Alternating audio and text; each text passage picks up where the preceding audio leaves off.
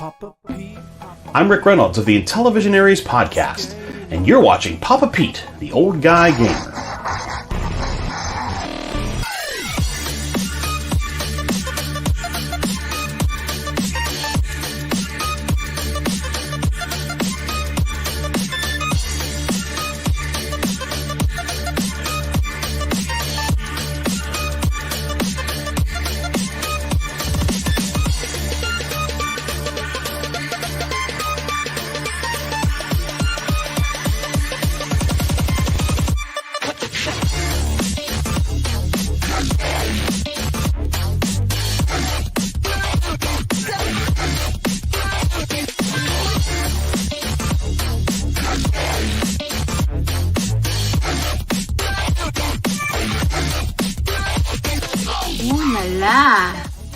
If you haven't grown up by the age of 50, you don't have to.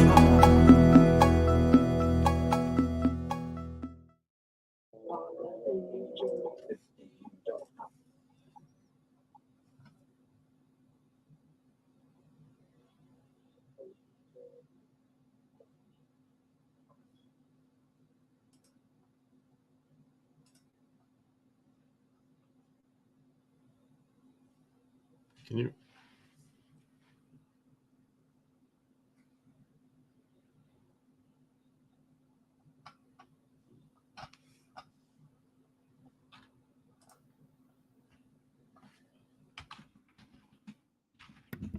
And that would help if I did that, because here I am pointing and talking. Now you can hear me, right? Everybody was scared for a second.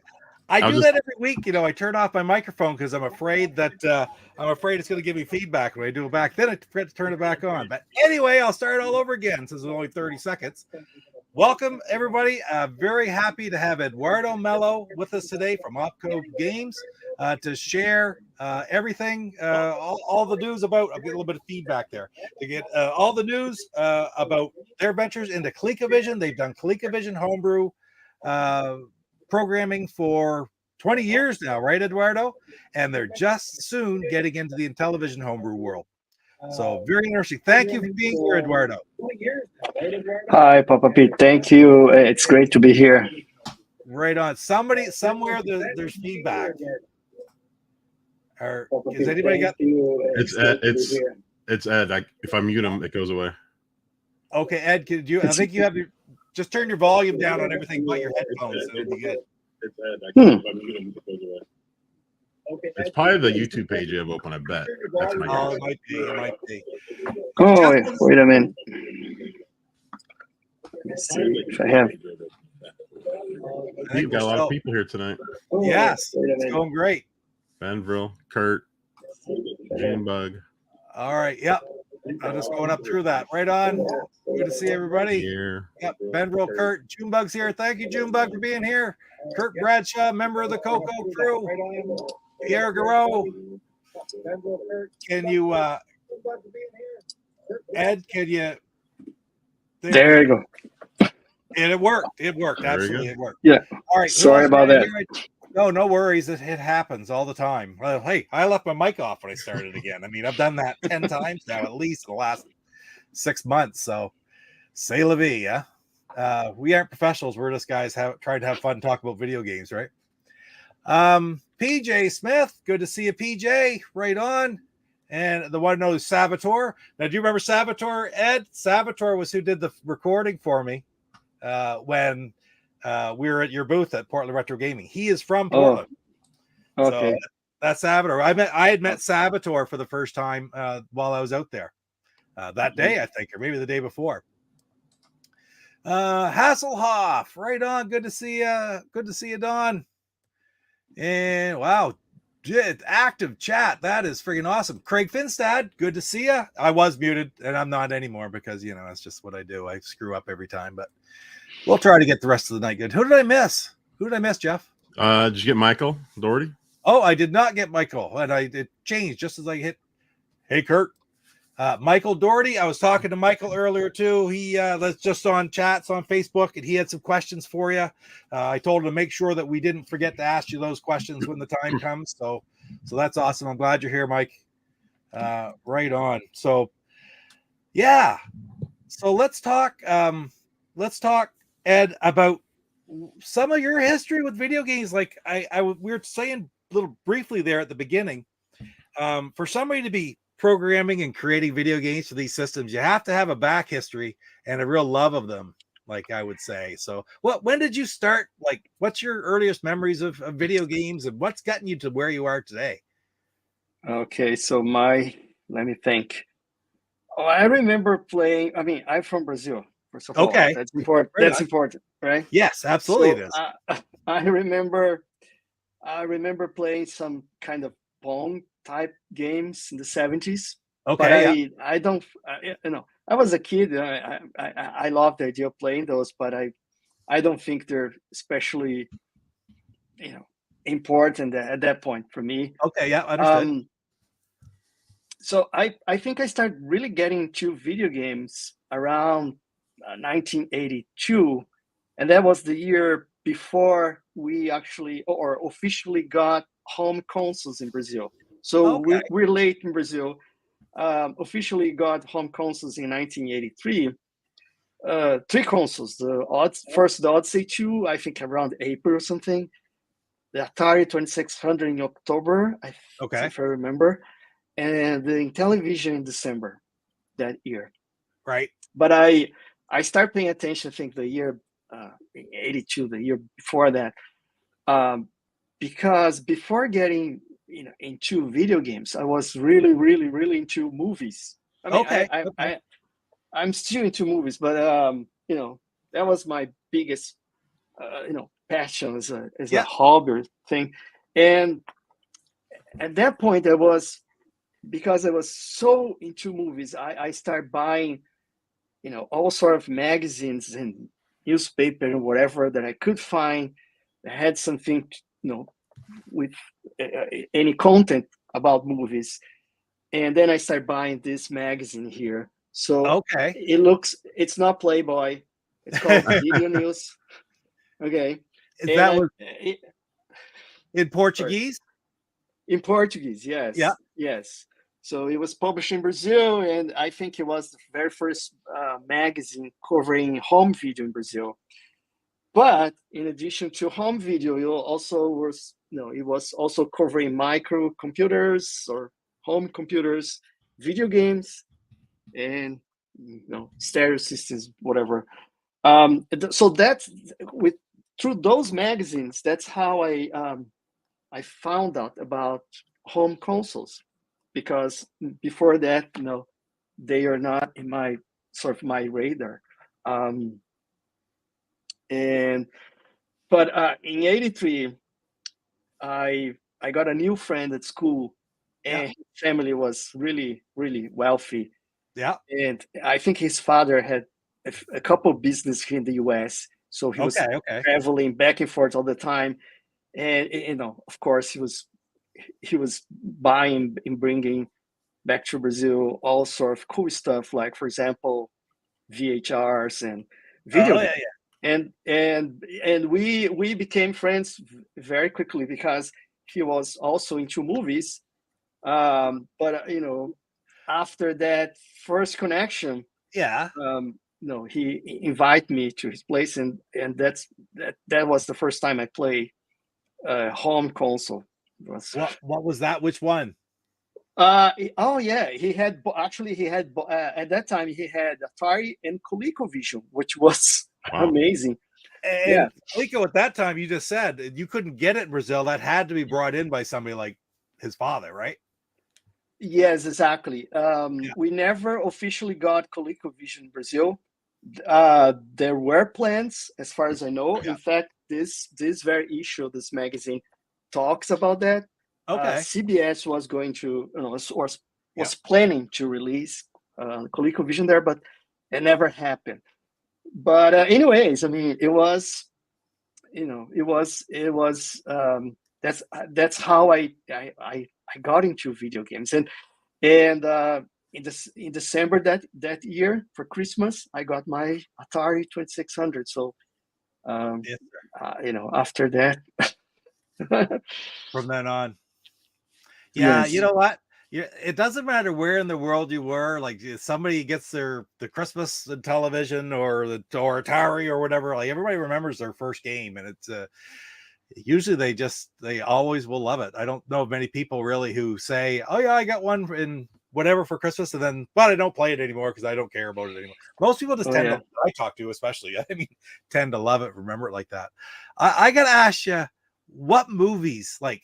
When you were watching in the movies in the early 80s, was it the same ones then? Like, or was it a year behind or 2 years behind, or was it just in Brazil? Usually we're getting 6 months to a year.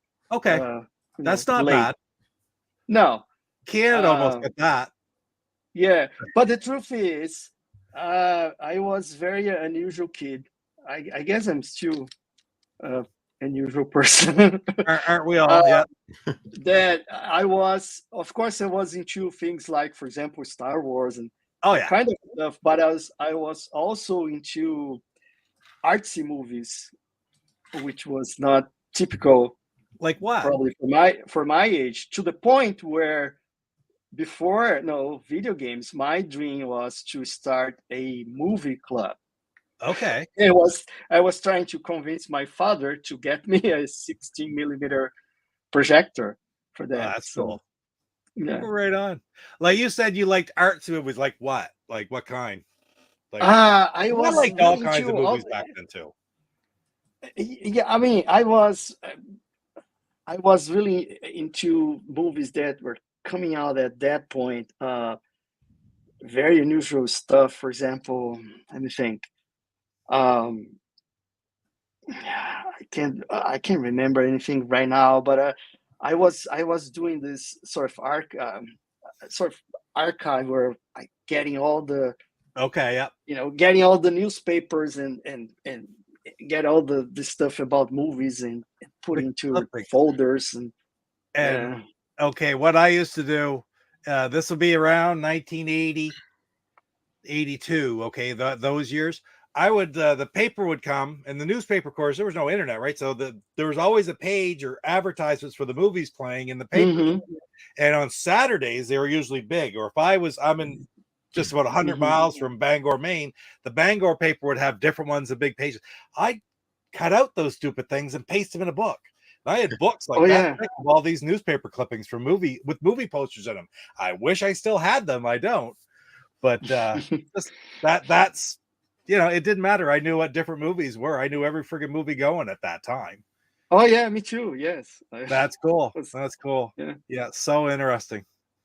But right on.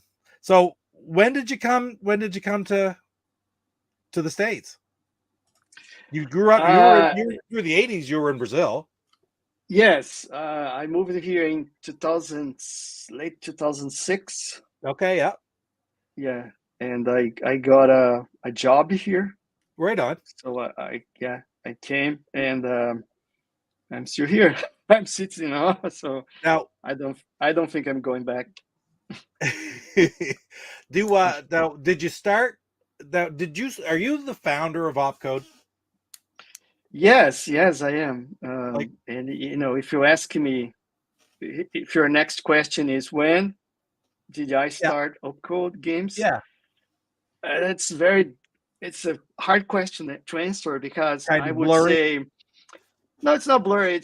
It could have different answers. Like I could say, well, Opcode started in 1983 because I was dreaming about creating games even before I got my first Atari that I remember. In fact, I was looking, but I think it's still in Brazil.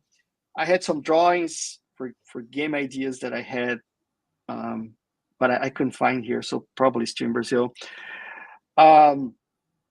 Then evolved during the 80s because I was mainly into arcade games. That was my biggest passion, let's say. Okay, yeah. In terms of games, and it became an obsession sort of thing, and that's when I decided that I was particularly interested in doing arcade ports. Okay, yeah. And I remember sort of trying to start this company with a friend. I think it was called something like BNC software, and I don't remember why it was BNC. I really don't remember. This is in Brazil, right? In Brazil. And by the way, nothing to do with the BNC here that sells Atari stuff. I wasn't even aware about that one. Oh, okay, yeah. And eventually in the 90s, when I went to college, and I remember then it became, actually it was before that, it was still in the 80s, it became Coin-Op software. Okay. And Coin-Op, yes. This was you ported games to various systems. You ported arcade games. That's what your focus. I was planning. It didn't happen to the 90s for a good reason that I can explain. But sorry. Anyways, it became Coin-Op Games software actually, and it kept that name until I was ready to actually publish my very first ColecoVision game in 2002. And the reason I had to change the name was because the web domain for Coin-Op was not available. So I had to come up with a different name, and that's when I came up with Opcode, which sounded similar, but that's pretty cool. So really, 21 years since you first formed Opcode, but the founding of Opcode per se actually predates that by about 10 years. Probably, yes. Yeah, that's pretty cool. That's really impressive.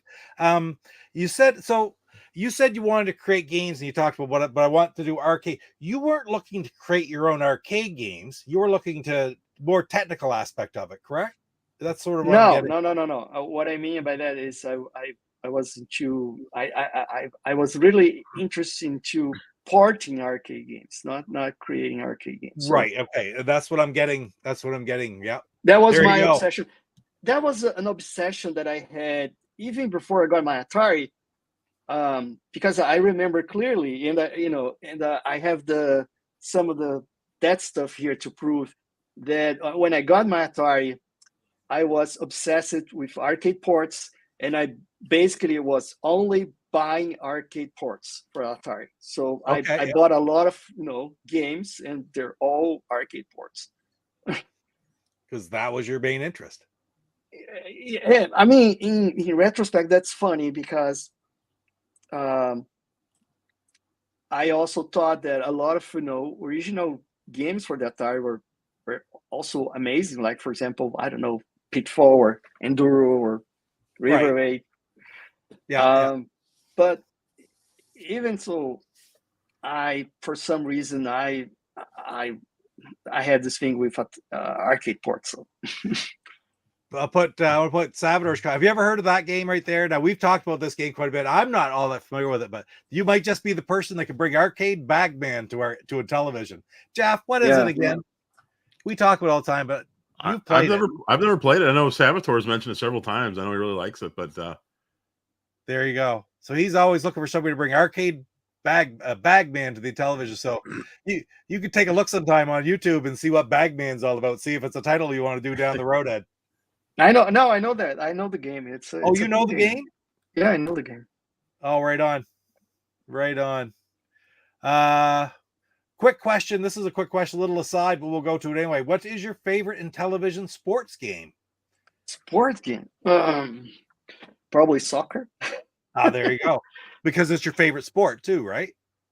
I'm not much into sports, but I came from Brazil, so that's the default sport there. So it's a passion in the whole country, right? Yeah, it is. So on that note, so you talked about having the Intellivision way back when, before anybody else did, right? Or you played? No. I didn't have. I'm trying to say ColecoVision. You played the ColecoVision before you even played the Intellivision down there, and you had your own Atari. That's right. I had my own Atari. I played the ColecoVision early '83. Yeah, but I also play, a few times I play Intellivision for two reasons. Okay. First, because I was a huge fan of the Tron movie. Oh yeah, okay, yep. And because of that, I remember that I really wanted a Intellivision, so I could play those cool the Tron games. Yeah, and the other reason was because, you know, from time to time in Brazil we had this kind of events similar to CES, for example. Yes. And then in Brazil we had an event like that called UD, the 2 letters, right? Okay. And it was for home appliances, stuff like that. Yeah. But yeah, it eventually evolved into, or they start also showing consumer electronics like TVs and stereo systems, and of course video games. Yep. And I became, you know, it was once a year, and every year was there. So I remember going to this event in '84. Okay. So right after, it was in April, so right after they released the television in Brazil. So yeah, I spent the whole day playing, you know, the television video games there in television too. Yeah. And I had a couple of friends that also. Right? Yeah, I had a couple of friends that. Sorry, what? That'd be Digiplay. Oh yeah. Yeah, Digiplay as opposed to a television. It was the Digiplay games. Like I've seen. Yeah, Digiplay was cool. It was, you know, so that you understand, it was part of another company called Sharp of Brazil. Oh, okay. Yeah. So it was never clear to me if Sharp of Brazil had any actual legal connection with that Sharp, you know, the Japanese company. I'm not sure about that. I don't know that they had illegal distribution rights for televisions, did they? No, they had. They did? Okay. Yes. All 3 consoles that I mentioned, I know they got licensed. Everything was legal. Right on. But yeah. But there's a lot. There's a lot of secondary market, illegitimate market ones down there too. I mean, that's the beast. Yes, but probably not for the Intellivision in Brazil. It was mostly Atari. Atari became a thing, and then, of course, you know, I hear you. Copying games everywhere, but bootlegs, but not for the Intellivision. I've got a few of the Brazilian bootlegs. I know that I've had a few sent to me, and they're neat to collect. They're still really neat to collect for sure. So what were the very first products that you did with Opcode? Because I'm going to ask you about the Super Game module too, because but that's not where you started. How long? That's only been out for like 6-7 years, right? Yeah, so I started during college, the 90s. Yeah. And the reason, I guess, why I mean, it was an old dream for me, but the reason why it finally happened in the 90s was mainly because arcade emulators became available. So that was a huge thing for me, because I tried to do some stuff in the 80s, but I always got frustrated that, you know, basically what I had to do was I went to the arcade, took notes, like play the game or watch someone playing, take notes, go back home and try to, you know, recreate that. And that was really frustrating because I could never get that 100% right. So it was something that I just like, oh, okay, maybe one day. And that one day was mid-90s when we started getting the first arcade emulators. So that was a major milestone for Opcode, because then I could have the arcade game at home and I could use that, you know, when doing my ports. Yeah. So I started during college. One reason was that. The other reason was because it was a way for me to I got in college computer engineering, and I choose that, of course, because of my passion for video games. Sure. But when I got there, and also because I want to be a programmer, no matter for what. But and when I got there, I was basically told that no, you're not here to be a programmer. That's like low level thing. No, this is it was possibly the most important college in Brazil for this kind for computer so it was science. more literally computer engineering and design as opposed to just programming. Yes. Okay. So they're saying, no, you want to be something bigger, like a consultant, IT, something, but you don't want to be a programmer. So I'm going to go back to Pierre's question, and because he said, "Are you the lone programmer at Opcode?" But you're not a programmer at Opcode. Is that? Am I correct? No, not anymore. I'm not alone anymore. I mean, now we have a team of other developers helping me with Gotcha. with some you oversee and you deal with the hardware ramifications more so, right? Or no, I do all the coding as well. All the coding. Okay. Yeah, actually, I'm not doing any hardware anymore. I have a person for that now. I did in the past. I created a super game module, but now I prefer to to put my efforts in coding. So the first, I want to lead up and I want you to talk about the super game module a bit because I just read through the website, looked at it. Okay, that's interesting. What was the very first thing that you put out for Opcode? Like what kind of product?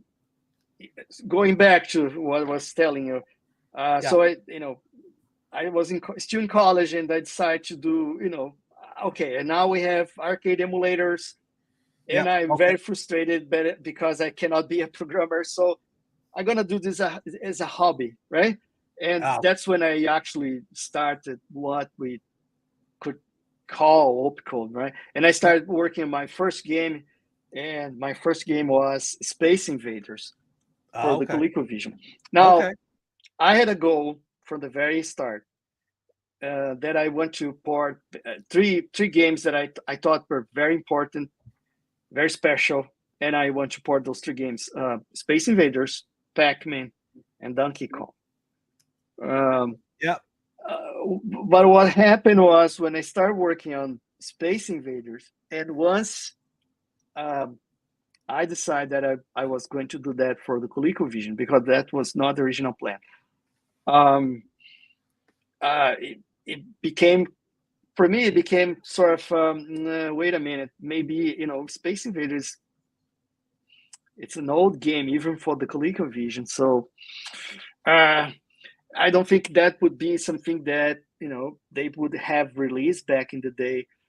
And then that's when the idea came for me to actually do this thing called Space Invaders Collection, where I had the original Space Invaders, but also Space Invaders Deluxe or Part 2, whatever you want to call that. Yeah. And that thing, I work through final years of college, and the game was ready early 2000. Wow. And how did you market it, or how did you sell it? Oh, yeah, that's an interesting story. As a kid, I was always fascinated by, the packaging of the games. Yeah. So, for example, I love to buy, the games and go home, and instead of, as all kids, put a cartridge and play the game. First I have to actually read the manual. Yeah. So, I like the experience, of opening the box and all that. I always loved paper in general. So from the very beginning, I thought I don't want to release this as the usual homebrew of the time. And there was just a loose cartridge with maybe some instructions on a piece of paper. And a piece of paper. So I want to do this just like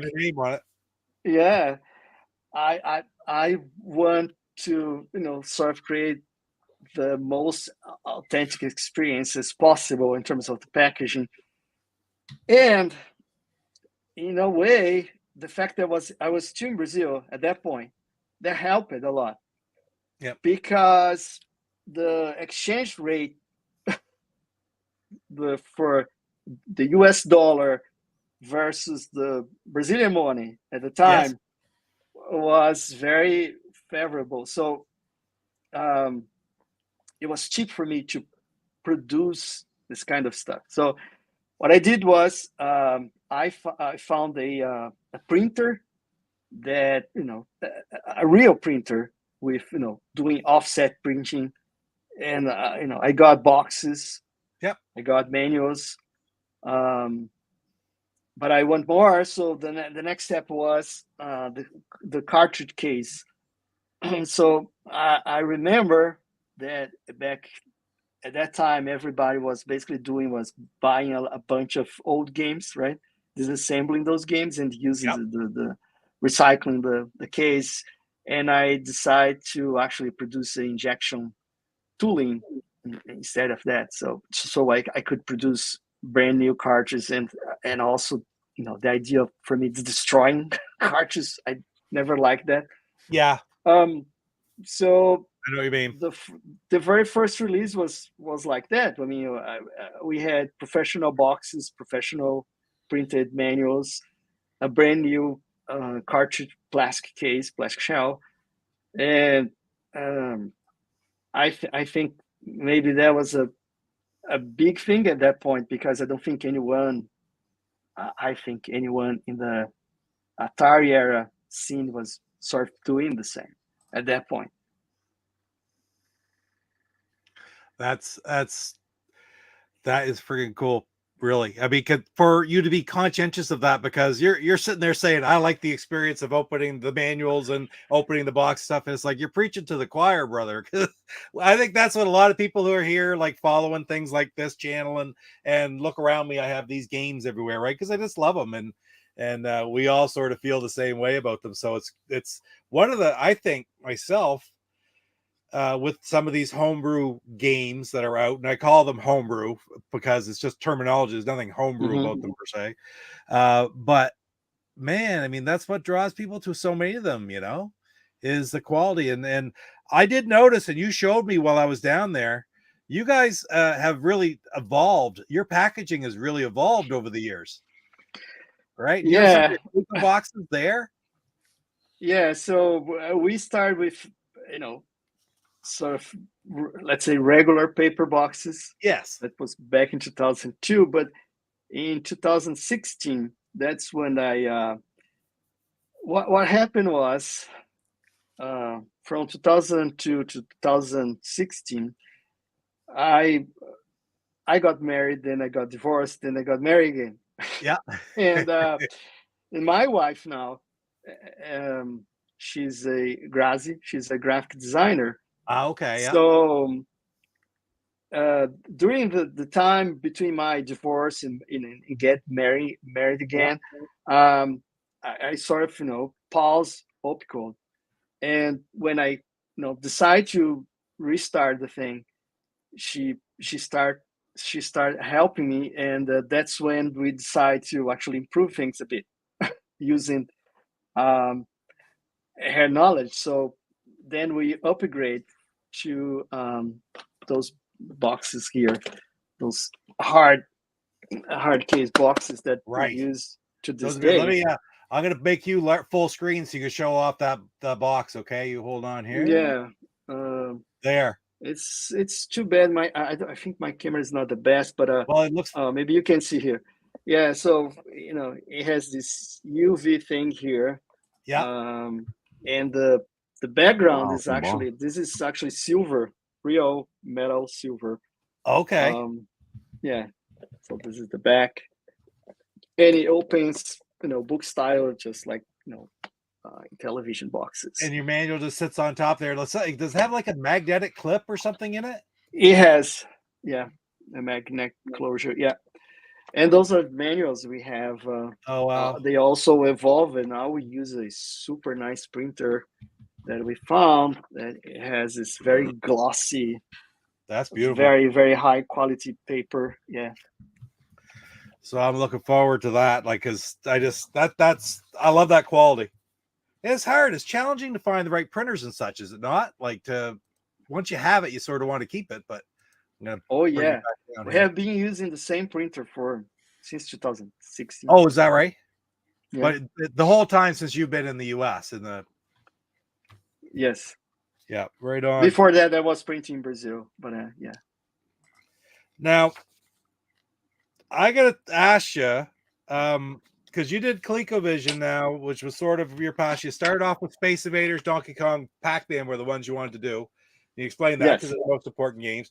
And you did ColecoVision. You've done ColecoVision right up through 2016. You even went into these high-quality packaging. How many games, just real quickly, how many games have you put out since 2016, roughly? A handful? Well, but also the Super Game module.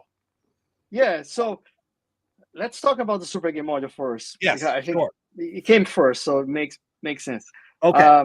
What happened was, again, my list of 3 games, Space Invaders, which evolved into Space Invaders Collection.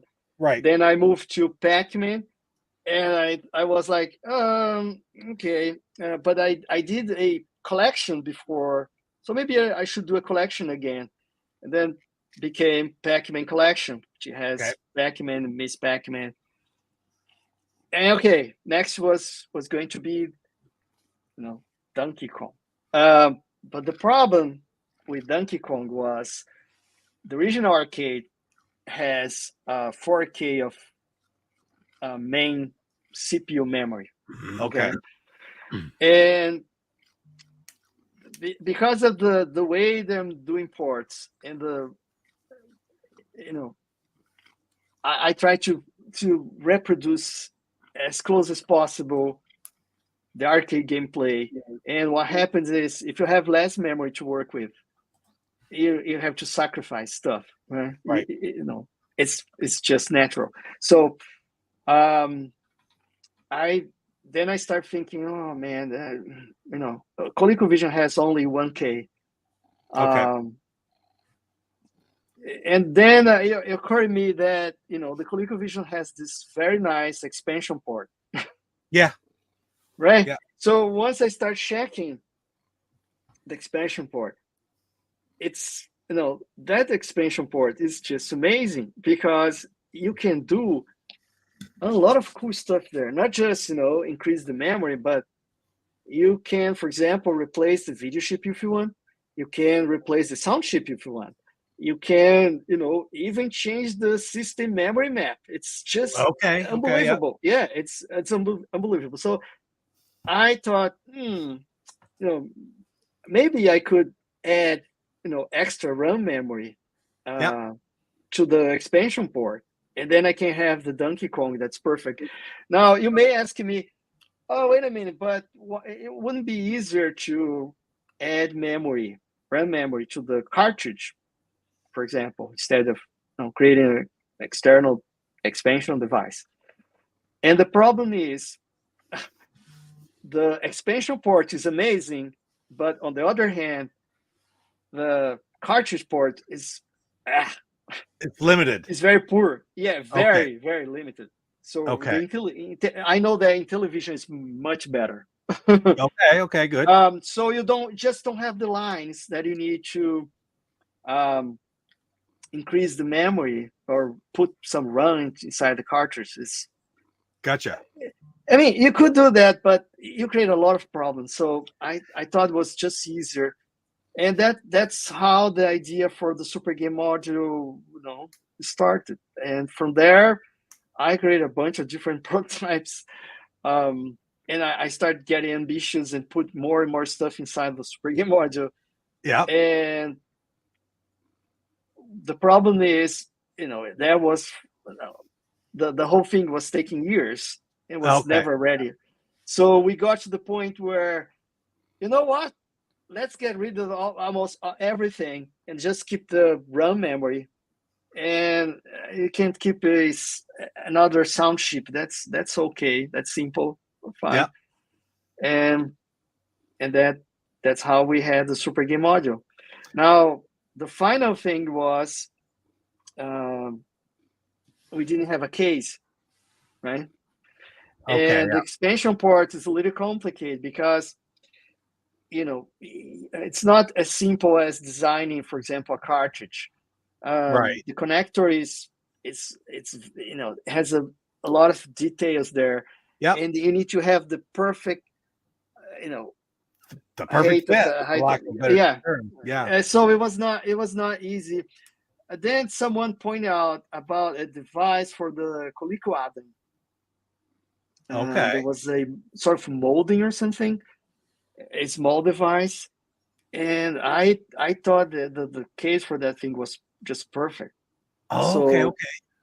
So what we did basically was and it was a Coleco product. So what we did was we basically copied that, mostly that, changed a few things. For example, the original didn't have a LED, place for a LED, things like that. Right.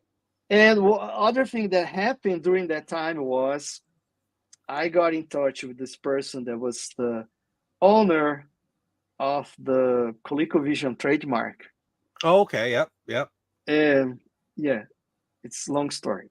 I'm not gonna discuss that here, but he agreed to sort of give me a license to actually use the Colecovision name and Coleco name. You're doing it product. With their blessing. Yeah, exactly. Yeah. So Mm-hmm. we release this as an official Coleco product. That is so cool. The first version. Yeah. That is so freaking cool. And basically, and I've seen them just online, but they just go into the expansion port and then your cartridge goes into it, correct? Yeah, I mean the module goes into the expansion port, the cartridge goes at the top. But the cartridge goes in its regular spot or into the new expansion into a regular spot. Oh, into the regular spot. So it basically just attaches to give it the extra memory it needs in order to do what you want it to do with these games. Exactly. You said before, why don't you just put that? Sorry. No, it's okay. I was listening to what you're saying there. But you said before that you said to me, you said, well, you're thinking, why not just add stuff to the cartridge? And you said, because yes, the cartridge slot doesn't work as well for giving the access to the memory. But if you're going to have multiple games out, they're going to take advantage of this in the long run, because it's not that expensive a device. It's $100, right? Yeah. You buy that once, because that would drive the cost of your cartridges, every single cartridge, up quite a bit, would it not? If you tried to put more memory in the cartridges? Maybe a little bit, yeah. Yeah, I don't know. That's just to me, it seemed like cost effective if you're going to have multiple games for it. Yeah, the funny thing about the Super Game Mod was, again, it was born just because I needed extra memory for Donkey Kong. I have seen a lot of people saying, "Oh, it was created to port MSX games to the." No, that's not true. That happened, yes. That eventually happened, but the reason, behind the whole thing was because I want to do this arcade perfect port of Donkey Kong. And as soon as you did that, then it opened up all kinds of other avenues.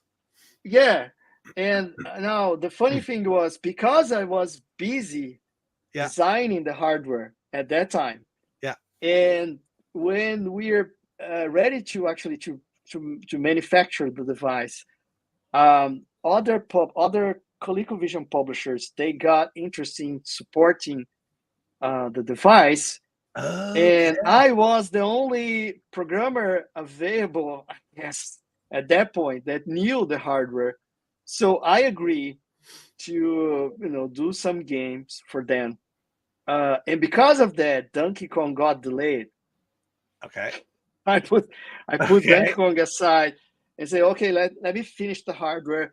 Let me do those games here for those guys, and we can release this thing with a few games, and I can take care of Donkey Kong later. And that's after that many things happened. I got divorced. I paused Opcode, and I came back.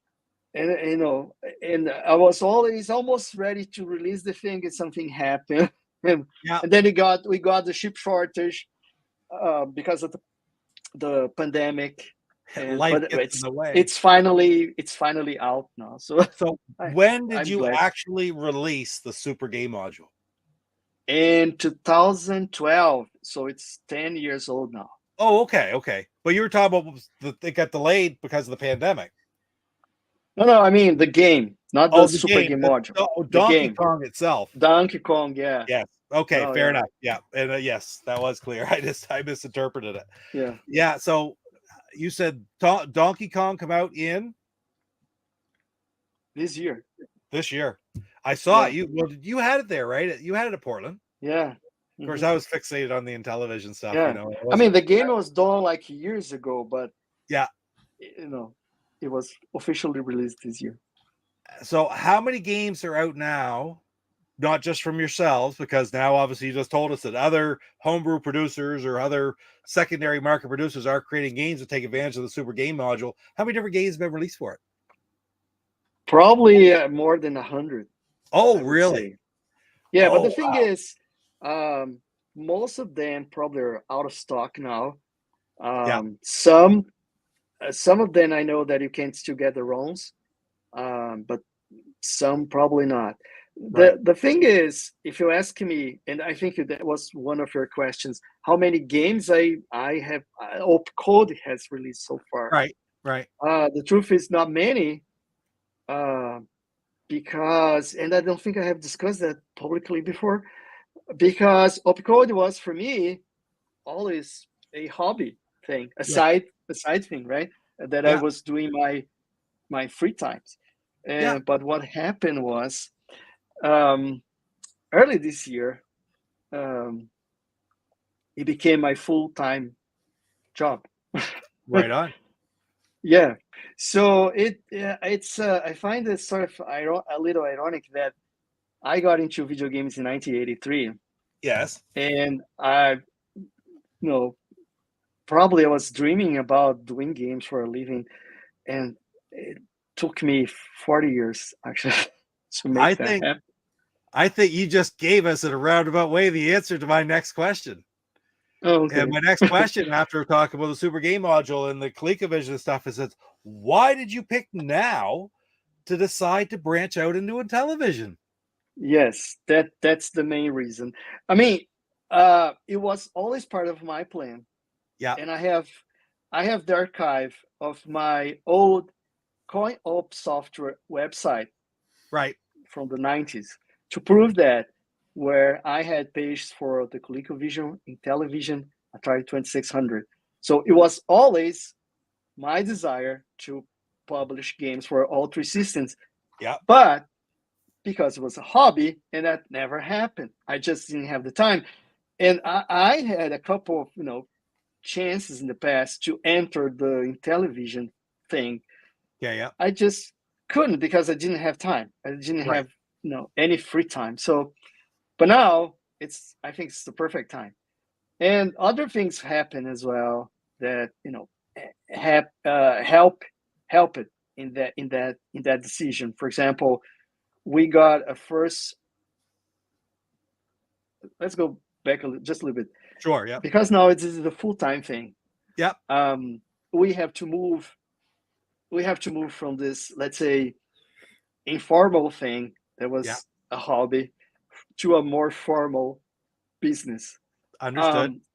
And that involves, for example, getting license for games. If I'm using someone else's IP, I have to get a license. So, and that's I'm playing. I think that's going to be a process. It may take a couple years, but we have to get there. Yes. To be 100%, formal business. Formal, but that's a good way to put it. Formalize everything at this point. Yes, if you're going to do it for a full-time business, you have to be straight. Yeah. So we got a deal with this company in Japan called City Connection, and they are the owners of all the IPs for the old an old company called Jaleco. Yep. So yeah, Jaleco, they I think the old owner, he decided to retire or something like that, and then he decided to sell sell the IPs, and this City Connection company got those, and so we licensed a few games from them. Yep. And when you're licensing, one problem you have is, of course, you have to pay for the license. Yes. Which means that now you have some additional costs that we didn't have before. Yeah. And the truth, regarding Atari era consoles is that the market's very small, very niche. Sure. So justifying the investment, for example, just with a single platform, it might not be viable. Understood, because you have to sell enough copies not only to pay for the license but everything else. The cost of the license has to be a relatively small percentage of the whole thing. Exactly. So that's why we decided to, there was an extra, let's say, factor when we decided to enter multiple platforms. So that and you're right now it's going to be Intellivision and Coleco as your first expansion. You're going to go out to Atari as well. Do you figure? Yeah, we are also doing Atari 7800. Yes, and possibly good. Atari 2600. Nice. It would be good if we had somehow we have games that will work on that 2600 plus, because I do like that system. Yeah. I got my hands on it down in Portland, and I won't say that it wasn't a changing of my attitude towards it. It was just I got to see a lot of things about it that made me really appreciate it. But I'm still a little bit thinking about the dumping part of it. That has to work for more than it doesn't work. It has to work for homebrews, and it has to work. But anyway, that's not the topic of conversation today. That's just something else that I come across and I was in out there. No, but I agree. I mean, I think that's a great opportunity for us, and I think in some way, I think Atari is actually helping us with that, because when the truth is, I know that from the ColecoVision space, a lot of people sometimes they for example they email us and say, "Well, I would love to. Do you sell ROMs? Because I would love to play your games, but I don't have a real ColecoVision, and I don't plan to buy one. It's just too much trouble." Yes. Right? Because of price, or because ColecoVisions in general sort of unreliable hardware. Yes, no, I understand. I have one I have a ColecoVision. It's a bit flaky. We're definitely getting to that question, Pierre. You don't worry. We'll be covering that absolutely in a couple of minutes. But what? Okay, and I say Jaleco. What games are you looking at there first? Because I mean, they have Jeff. You know a bunch of Jaleco games. I mean, City Connections, the name of the company. City Connections, is a Jaleco game. Yes, it is. Bases Loaded series was Jaleco. They had a tennis game, Racket Attack, or something like that, or something. I can't remember. But there was a lot of Jaleco games for the. They released a ton of games for the NES, Super NES, but we decided to start, because we're mainly a company that makes games for Atari era systems. Yes, we decided to start with some classic arcade games. So the first two we got were Exarion, the shooter, and also a game called Naughty Boy that was released in the US by, I think, Cinematronics. I think that's the name. Yeah. So this is actually a perfect time then to lead into what Pierre was just asking: what will be the lineup and schedule for the games? Because they're all scheduled to come out. Well, do you want to hit let's hit the elephant in the corner and deal with that and be done with it before we go any further. That sound good? Sure. Sound good to you? Sure. So, and I did a video on it. We talked about it. It was great. It looks great. It's How did that? I mean, I know the answer is terrible, but how frustrating was that for you? And people I'm talking about, Montezuma's Revenge was expected to be released in 2024, but there's been the negotiations that broke down. There's not going to be a license. So as Eduardo's saying, these games have to be licensed at this point now that this is a full-time company, and so it's just not an option just to put it out. You have to have the license. And no, for that particular game, yeah, it would be big trouble. I'm not. Yeah, so sorry for asking, but how many people do we have now watching this right now? 21 watching. 21. Okay, so I'm gonna be very honest with you. What exactly happened? Okay, so I was approached by Carlos Madruga. You know him, right? Yeah. Yeah, he created the game. He created the port, Montezuma's Revenge, and he approached me and said, "Well, since you're doing licensing, do you want to try this?" And I said, "Oh, of course." Yeah. And the funny thing was, I had Robert Jagger as a friend in my Facebook page, so it was pretty easy to get in touch with him. Mm-hmm. And he's being the person who has Montezuma's Revenge license. He's the creator of Montezuma's Revenge? He's the creator. Yeah, he's the creator. So let's call him Rob for now. Okay. So initially, Rob, since interested in the licensing thing. Yep. It took a couple months, a lot of effort, but we finally got into agreement. And the agreement was, without entering too much detail, but the agreement was, fair enough. Whatever you feel we are going to publish the game under his company, not under Opcode Games. I mean, Opcode was, Opcode would be doing everything from development, to manufacturing to distribution, but yet it was going to be his game under his company, normal something. And we had a contract, and I was about to sign when I saw a thing about artwork, that it was up to us, Opcode, to provide artwork for the package. And I was a little surprised about that, because what? No, maybe there's a mistake here. Maybe he's meaning we're gonna provide the design for the packaging.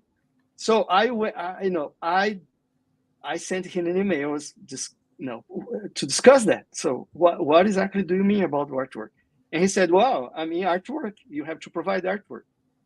And I was like, "I mean, it's 40 years old game. Don't you have any artwork?"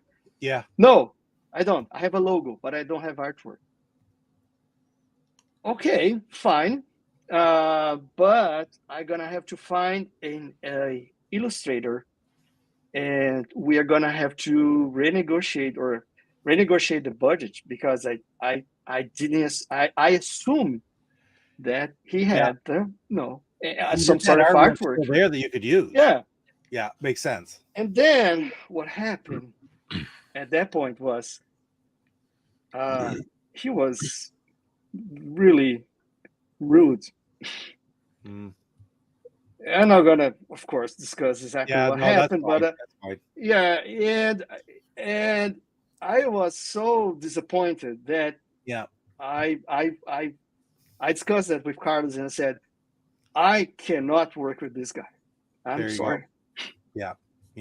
So that's probably, and not to be said, it's the negotiations broke down, surprises, and it just didn't happen. And it's really I'm sorry that happened to you. I'm sure it was one of the most frustrating things maybe you've ever had to deal with while doing this. Well, the thing is, it was a very difficult negotiation.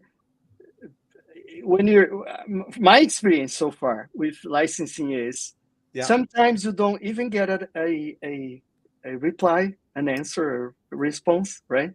Yeah. Sometimes you get a no. Yeah. and sometimes that evolves into something like let's negotiate the price or whatever. Like Jalico. And it could happen. For example, I don't know, that they ask some amount of money that you say, well, I cannot pay that. It's not viable for me. Yep. Fine. But in this case, the negotiation was so difficult. And after what happened, I'm not disappointed. I just no. Maybe it's better that it's over now as opposed to later. I would be disappointed if maybe we got if he had said no, maybe I would be disappointed by now. But yeah, no, it was clear that we're not a good fit. Let's put it that way. So, okay. Here's Salvador's comment. Remember, Salvador was the one filming for me. He said he should have sat down at PRG, played Montezuma's Revenge for an hour. It was his only chance. Yeah, I mean, Carlos is free to, if you want to try again the license with someone else. As far as I know, he tried many different parties. Yeah. We were, Opcode was the one they got, you got further than anybody else, and I'm aware. Yeah. So, yeah. I don't think it's quite that simple, PJ. Not in some realms, yes, but when you're doing it full time, I don't think that's particularly an option.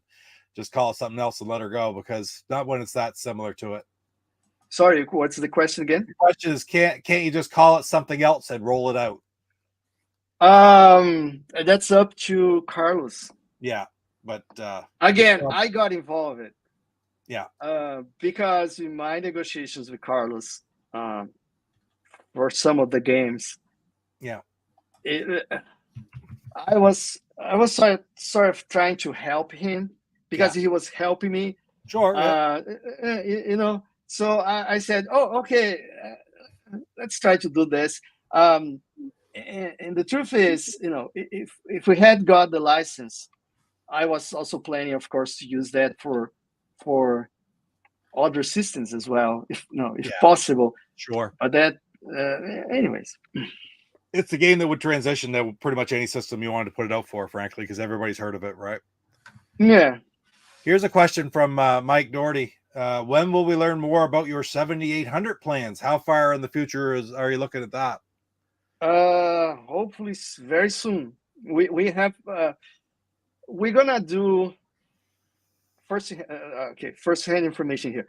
We're gonna do a batch of games. Actually, it's gonna be one game per system for the Intellivision 7800, 2600, and we're gonna announce those three games together, but they are all re-release. So I can tell you the Intellivision one is Goonies. Yep. The other two we're still gonna announce, but it should happen very soon. Right. That's good.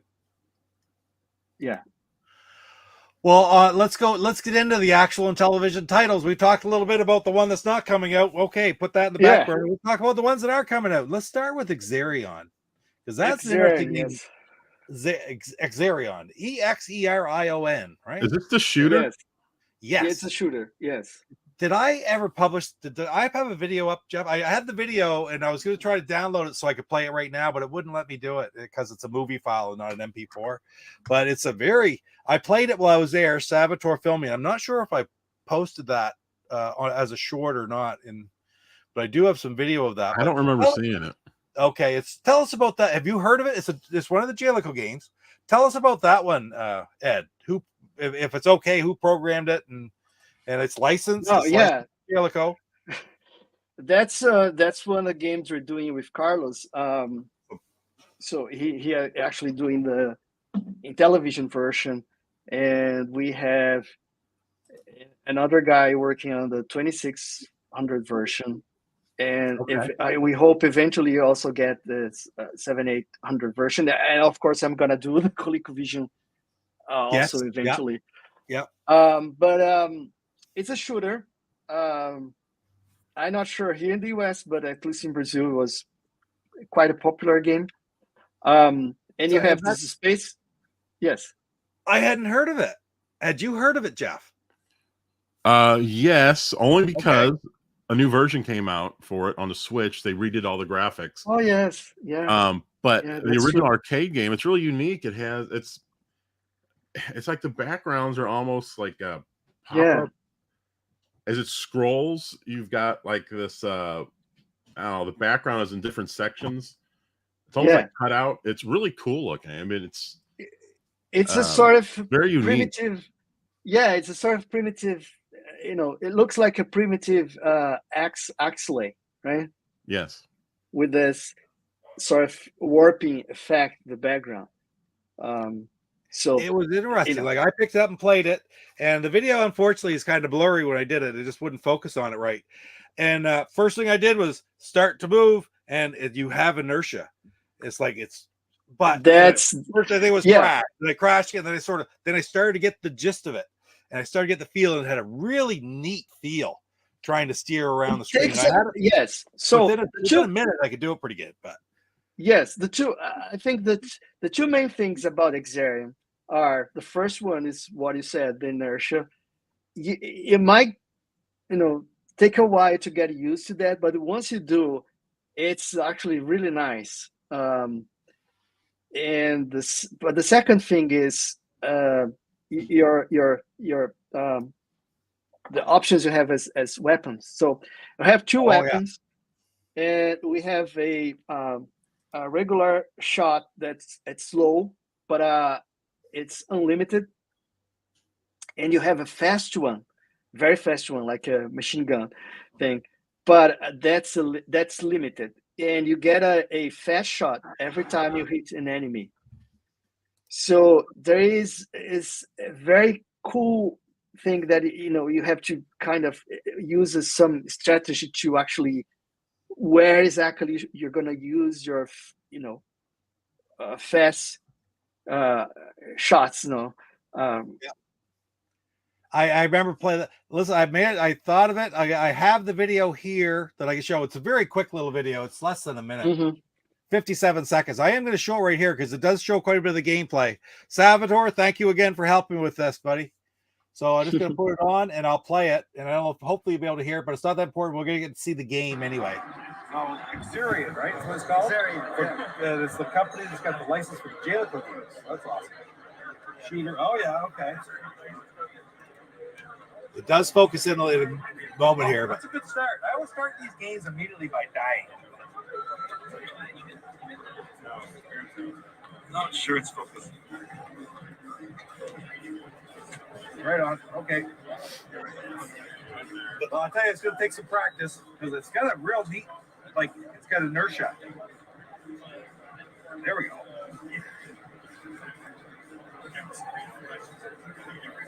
Almost got me there.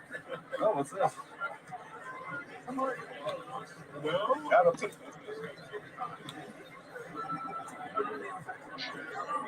Oh, wow. So that's pretty cool.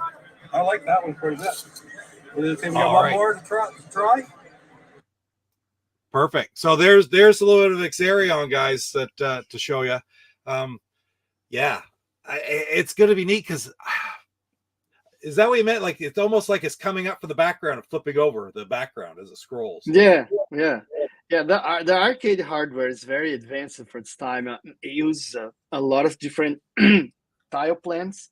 Yeah. So it has a tile plan of the scenario coming behind the ground, and then it moves to a plane in front of the ground and so on. So it's the Intellivision, the challenge was to sort of recreate the same effect, and of course you don't have different tile planes, so it was. I'm trying to think of what it reminds me of. It's almost it's got a Star Strike kind of feel, like not feel, that's not the right word, but like with the 3D perspective coming at you, and you're looking at the back of your ship, but it's got more of a space battle type, or even Space Armada type, firing up at the things coming at you. I don't know. Is that a fair assessment? You know what I'm saying? Like a combination. But yeah, I think so. Yeah. I tried to put it in a way that people can feel, but it was neat because I tried to learn how to steer, and once you get it mastered, it'd be really cool. So yes, it's the same with arcade game. The first time you play the arcade game, probably you're gonna do terrible because the inertia thing it's a little challenging. But once you get the hang of it, it's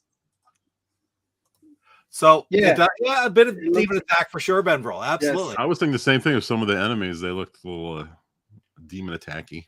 Yeah. The other challenge was if you check the original arcade, it put a lot of enemies on screen, and of course, we cannot do that with the Intellivision. Right. So, but I think Carlos found a very good balance, to compensate, to not, because you have fewer enemies on screen at the same time. He found some ways to compensate for that and make the game still challenging. So let's go to the next game that you have coming is the Goonies. Now, the Goonies, yeah. Story on that again, because obviously, right straightforward. We had the Goon Enough a couple years ago. Yes, the game is also by Carlos. It's a modification of it. What is this title bringing above and beyond Goon Enough? That's what you're gonna have. I'm gonna tell you why you're releasing this. Okay, it's because we also releasing Goonies for the Colecovision. Yeah, and they're both based on the same game that's Goonies for the MSX. So yeah. So that's I was talking to Carlos and I thought it was a cool thing to if you could try to release both games together. So it doesn't matter which system you have, you can still play the game. Gotcha. So that was a main reason. But from that, what happened was the original game was called Good Enough, right? I convinced Carlos to change the name back to the original. That's Goonies. Okay, gotcha. And he said, okay, so since you're changing the name, let's put some little extras. So gotcha. I think he had an extra music to the game. Yeah. The original MSX version has, I think, 2 musics depending on when you go from like a cavern to another, it changes the music so it you don't get too repetitive. Understood. Yeah. So he did that, and also I think he added the intro animation that was present in the MSX version. So small things, and he added support to the ECS as well. So you have a even nice more music channels. Yeah. And finally, cool. The thing is, you're gonna get that in our nice premium packaging. Oh yeah, yeah. No, I agree, 100%. Yep.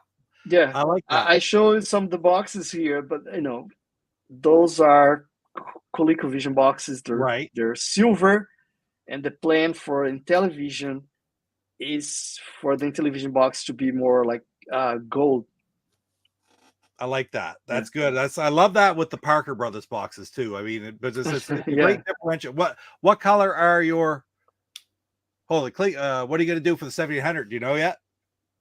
Yes, we know. We have a mock-up, but it's not here. But okay, yeah, fine. But if I remember, I think 7800 was going to be a sort of metallic blue. Okay, yeah. And cool. And the 2600 is going to be metallic green, I think, or something like that. Like almost like an emerald. Yeah, yes. That's cool. That's great. I like that idea. I like that the way to do that with the different colors. That's beautiful. I've got a little bit. It's only 40 seconds. I'll show the Goonies one as well, guys. I got it up here. So just show you the intro and stuff for it because that's the big difference. I'm going to try to start that again just so we see it. There. So this is all different than the other. Yes, hopefully it does. Hopefully we're getting the sound off that because I took the microphones off. There we go. Stage 1. Oh, that looks great. That looks like good now.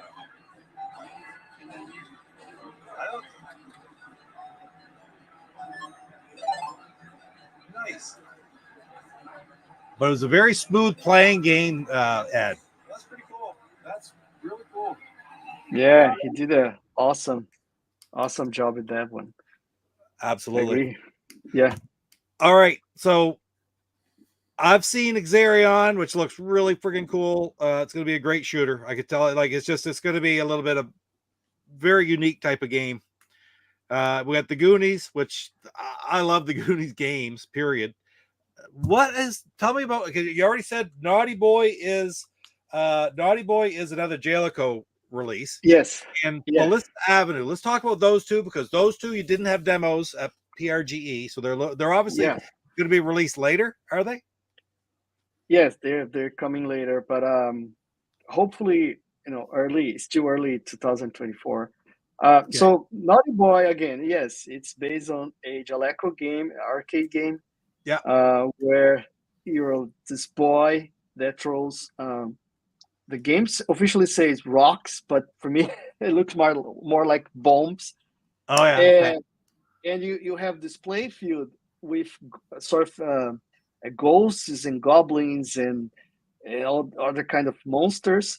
And basically, you need to reach the top of the play field. You have scroll, and you reach the top, and you have to destroy flags. That is this kind of castle with some flags, and you have to throw those rocks, bombs, to destroy all the flags. And when you do that, you clear the stage and you move to the next stage. It has 4 different stages. So, in my opinion, although the game is not well known, it's not a huge arcade, hit or something. I think it's, in my opinion, it's just a perfect game for the Intellivision, especially. I think it fits the Intellivision hardware very nicely. Ed, I've played that game, and it's sorry. I'm sorry. I've played Naughty Boy, the arcade game. I love it. It's a fantastic game. I really like it. It's very fun. Everyone should be looking forward to that one. Is that coming out on all 3 systems as well, or is that strictly in television? All 3? No, we have we have someone working the 7800 version. Of course, I would do eventually the Colecovision version, and hopefully we can find someone to do we don't have that yet, but we're looking for someone to do the 2600 version. Okay, but somebody's already started on the Intellivision version. Oh yes. Yeah. Okay, let's go on. And we talked about this, I think, briefly before we went live. Ballista Avenue, which is the 4th game that you have coming out. It's a different game, isn't it? It's not going to be something that people are going to be expecting. No, that's a very, very unusual game, especially coming from us. Because I see Opcode as sort of, connected to usually arcade ports, right? Yeah. But Ballista Avenue is a text adventure, old school text adventure game. And the original game was created in Brazil in the 80s for the MSX computers. Yeah. And someone decided to support the game to the Intellivision, right? And initially the game, actually the game is being done in Portuguese because the original was in Portuguese, but it's also receiving a English translation. And so that you understand exactly why this name Paulista Avenue. Paulista Avenue is an avenue in São Paulo. Okay. Brazil. Yes. Sao Paulo. And so the game, the story of the game happens there. Again, it's a text adventure game, and when it was released in the 80s in Brazil, it got a lot of awards and stuff. And I have played the game. It's really fun, and it has a lot of imagination going on and for someone not living in Brazil, it's a nice way to learn about all the different because it's Paulista Avenue.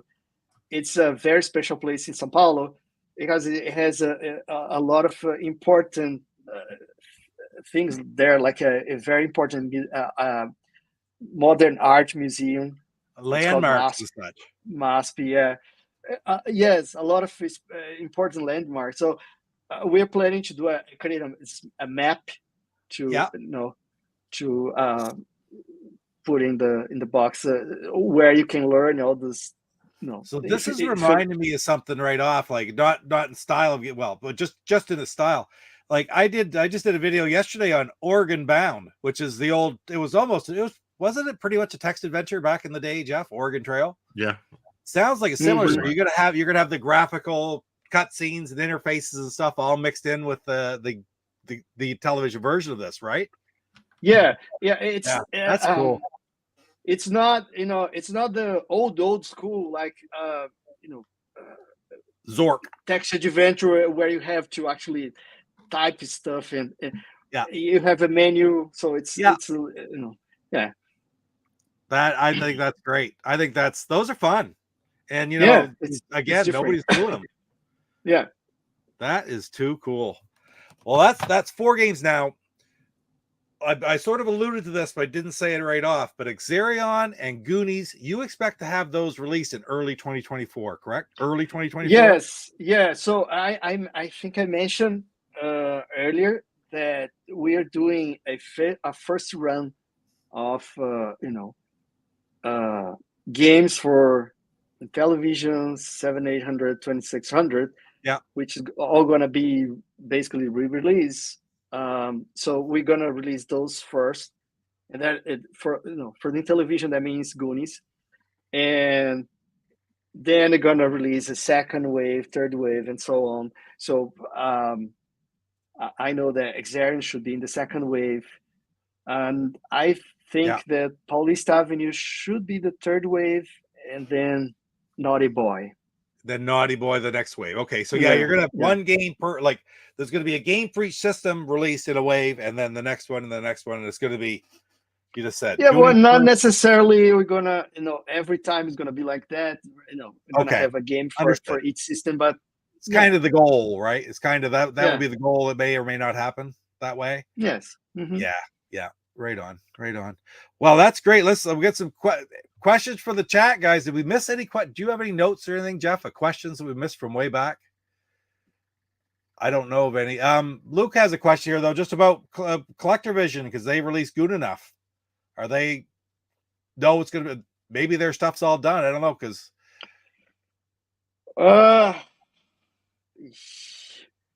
Then we would need to discuss how some of those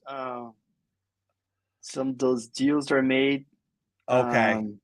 And that's probably been discussed between you and that's the programmer. That's exactly. Yeah. No, understood.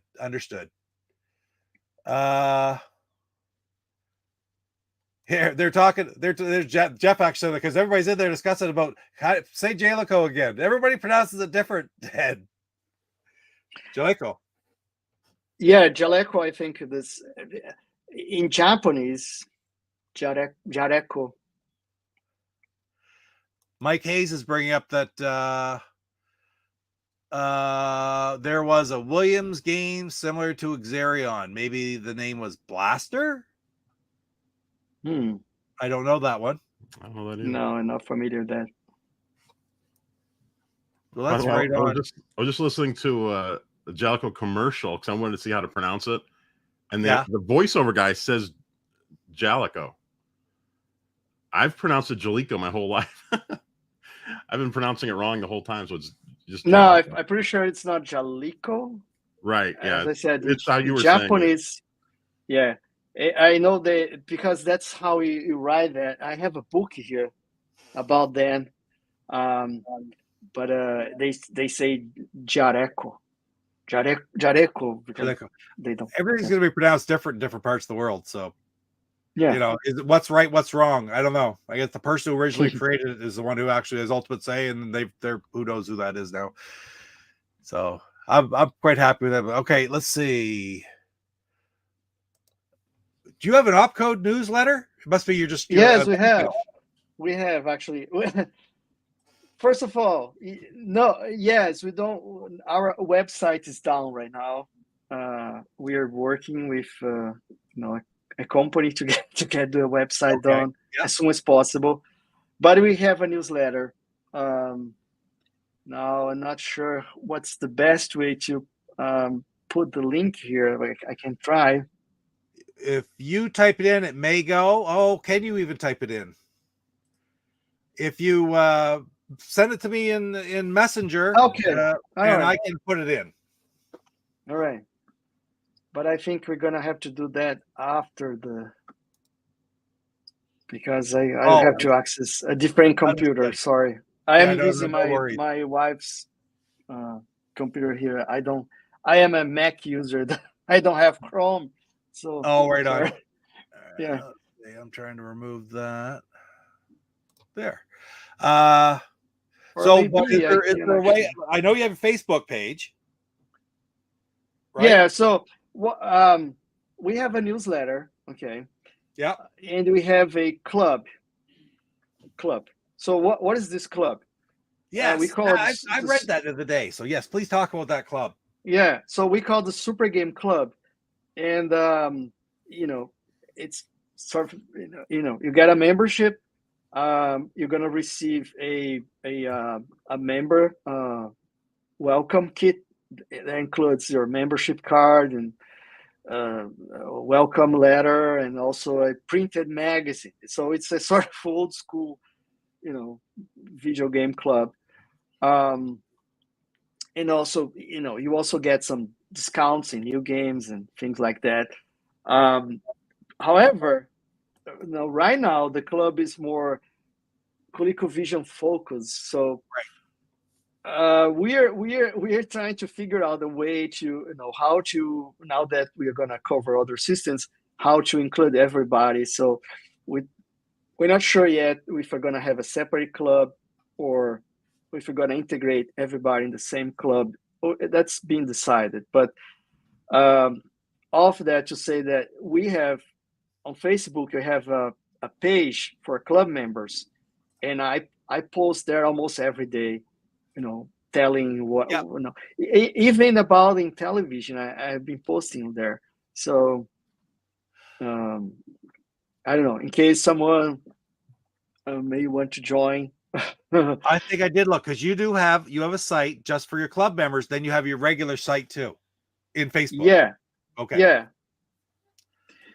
Yes. So talk about I'm looking at your Facebook page right now, and Pierre mentioned this earlier. I saw Pierre's post today. Pierre Garot, he had just gotten some repro boxes from you, and tell us about that. That's really interesting, because you told me who's the master designer in your family. My wife, she's a graphic designer, so she does all the all the boxes, manuals, and stuff you saw here today. Actually, that's her design. And a couple years ago, she decided to do repro boxes for Colecovision games, and so he has, so far she has released like 24 different boxes or something like that. I think she has considered doing the same for Intellivision, maybe, if there. Well, there's a market for them. People like to have the repro boxes. I know I waited for a long time, and I got some for most of the games that I don't have. I sure I'd say some that I only had card only. I'd love to have repro boxes for them. I like it. I mean, I collect to collect. It's not not like a big investment for me. I mean, I just love the game. So am I going to pay $800 for a piece of cardboard? Probably not, but I'd love to have a repro box. They don't cost $80, but I'm saying for the real one, like you start trying to buy a box from 1982 or 1989 in this case, you're going to pay a fortune for it, for a piece of cardboard. And for me, that's. I think that was the thing that the reason why she she's still thinking about this, because with the ColecoVision games, usually, especially boxed games, usually goes for a lot of money, and for the Intellivision, as far as I know, because I'm also a big television collector, most of at least most of the Mattel games, they fairly easy and cheap to buy, even boxed. So we don't know if Hyper boxes for the Intellivision makes sense, but so Michael wants to join the club, so he can find the information right there on the Facebook page, correct, as well. Maybe let me think. It's probably the easiest way is to subscribe to the newsletter. Then you're gonna get a newsletter. The newsletter gonna have information about that. Yeah, I think I have that here. Let me find quickly. More Intellivision games, please. They'll come. We buy the first one. We buy the first 4, and 5, 6, and 7 will come. That's right. If it's worth the effort, there you go. We're gonna keep releasing those.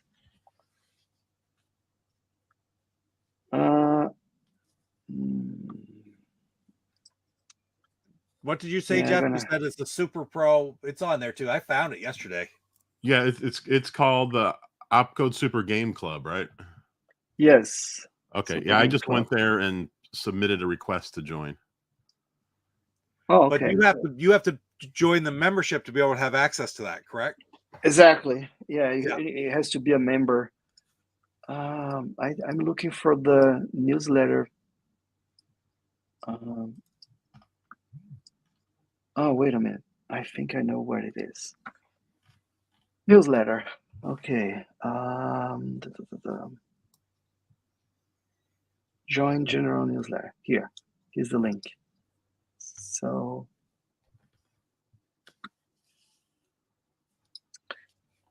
I can share. I was expecting you to ask me my favorite television games or something like that. We got a little bit more in depth of that, but Ed, what's your favorite television game? Okay. I love to play AD&D. I love to play Burger Time, of course. Yeah. All right. Bump and Jump. Bump and Jump.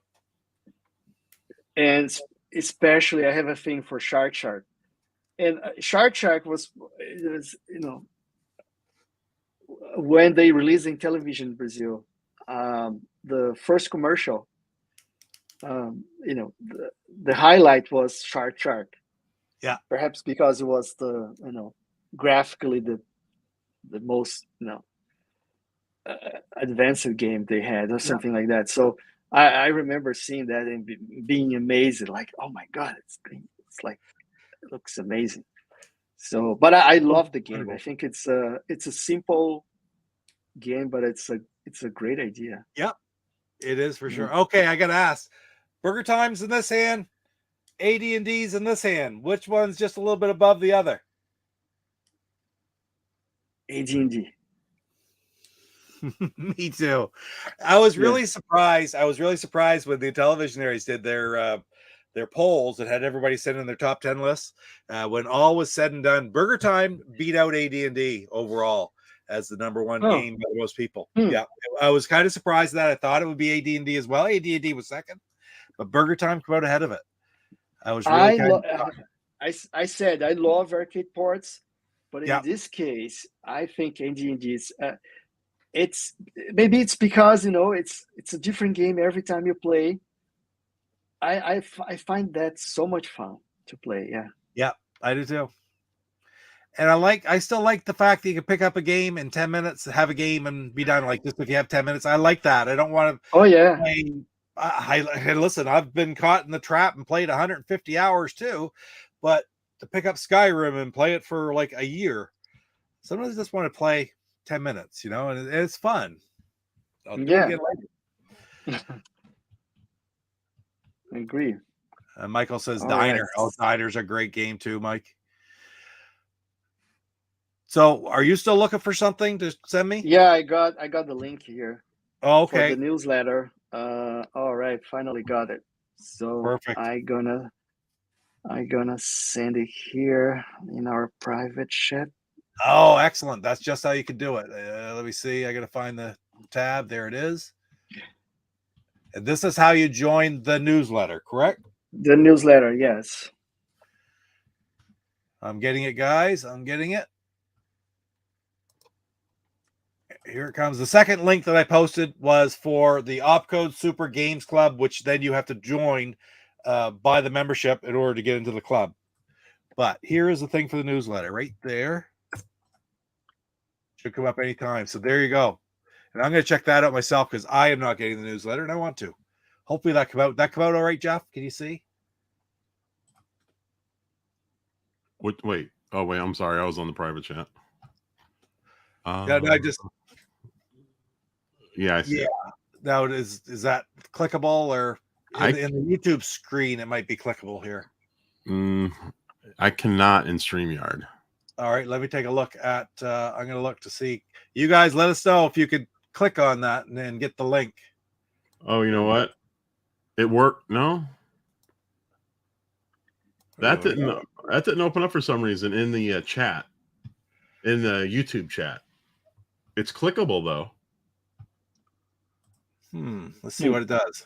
But I clicked on yours in the private chat and I went right to it. So it's the correct code, definitely. Very strange. But cut and paste that out right now, guys. You want to join the newsletter or get the newsletter? That's exactly what you can do. How does it open to a new tab? I don't understand. Let me go back to the other chat. I'll try to put it in there one more time. See if it works this time. I might grab too much or something like that.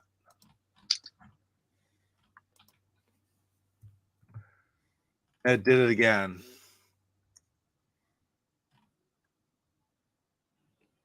But we'll see if this works. I just removed that. Opened in a new tab, which I have no idea why I did that. Anyway, you guys have the link if need be. The second time it worked for me. Oh, awesome.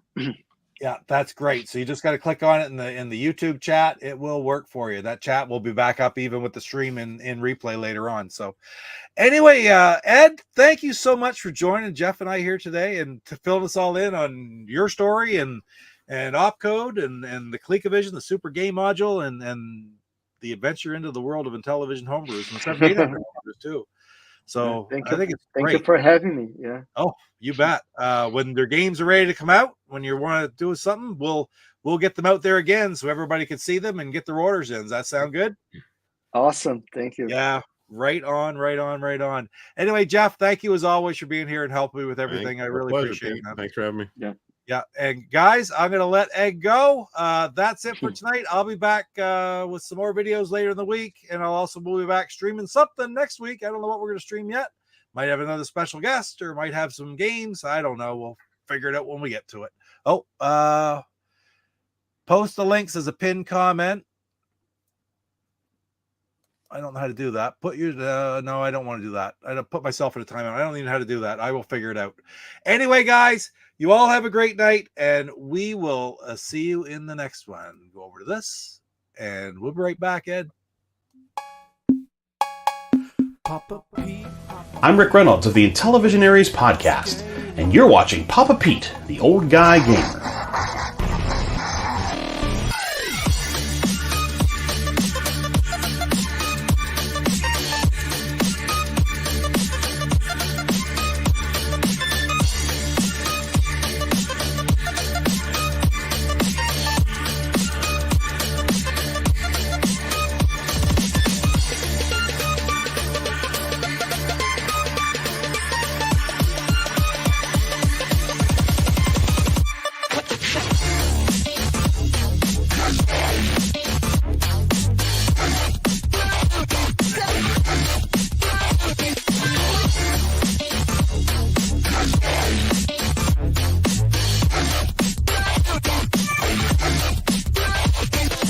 Ooh la la.